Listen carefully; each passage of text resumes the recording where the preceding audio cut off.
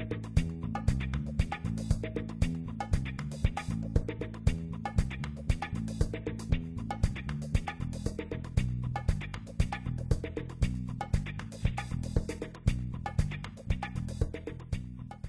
there and welcome to BNetTV.com. I'm Michelle Sklar.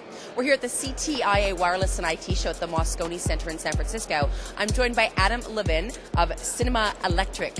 Thank you so much for taking the time to speak with us today. Hi, how are you? I'm great, thank you. How have you been enjoying the show? It's been great, really. Some great new products out there and a lot of new technology and consumer stuff for the wireless devices. Fantastic. What can you tell us about your company?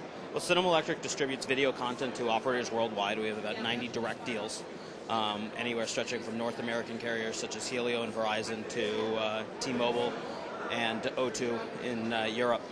Fantastic. What can you tell us about the type of content that you do distribute? Well, we have 6 niche channels of programming. Our two tentpole products are SmashBrain and Portable Hollywood. SmashBrain being a men's lifestyle channel.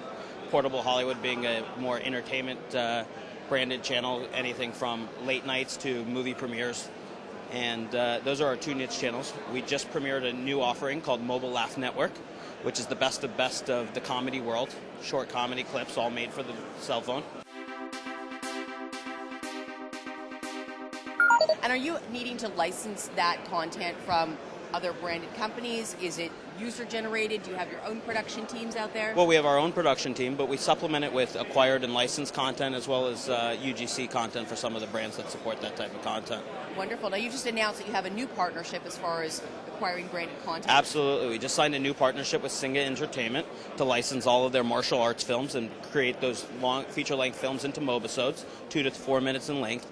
And some of the artists that are in there are Jackie Chan and Bruce Lee, so we're really excited about this partnership, and hopefully it'll be great for other consumer content. Wonderful. Now, how does a consumer access your particular content? They go to a website? Can they just go onto their mobile application? Are you on deck with a carrier? Well, most of our products are on deck with carriers. We also do some off-deck distribution deals with various portals.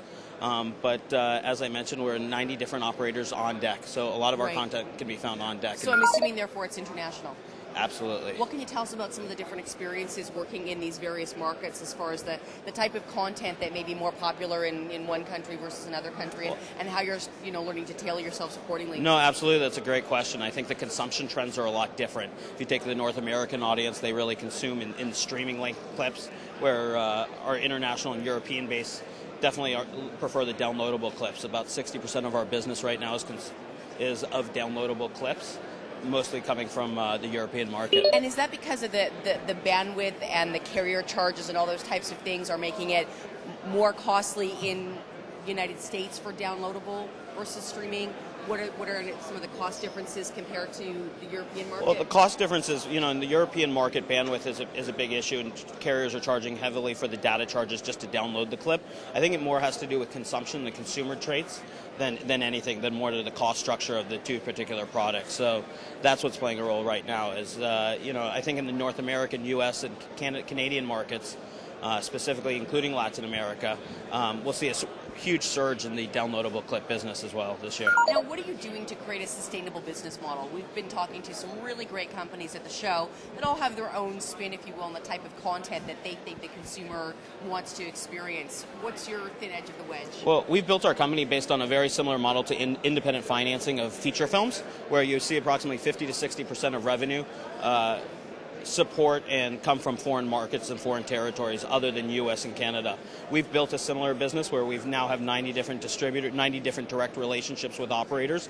Our U.S. operators are a big part of our business, but we're able to monetize our clips and our production through this vast distribution network. So the monetization is coming through the carriers charging the data charges. Is there any advertising support? Right now it's premium, mostly a premium business, so mostly it's the consumer paying to access the clips. Right. But a lot of the content, in the next 6 months we're doing a few different trials with advertisers right now where we're doing advertiser-supported content initiatives. Now, what about the interactive side of things? It's one thing to just be able to view some type of content, but we all know that with the mobile devices, it's a lot more about being a personal experience and customizable and just that interaction. How does that fit in with your business model? Well, right now we're somewhat limited because we're on deck and just due to the structural and the technology limitations of a phone.